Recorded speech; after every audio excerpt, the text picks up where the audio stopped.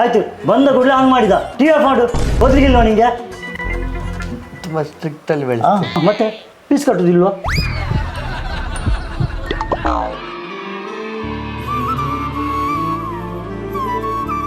ನನ್ನ ಮಗಂದು ಖುಷಿಯಾಗಿದೆ ಅಂತ ಗೊತ್ತುಂಟ.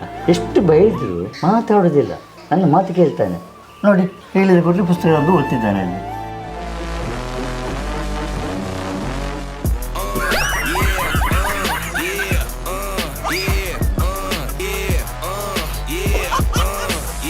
ನಿಮ್ಮ ಮಗ ಭಾರಿ ಚಂದ ಓದ್ತಿದ್ದಾನೆ.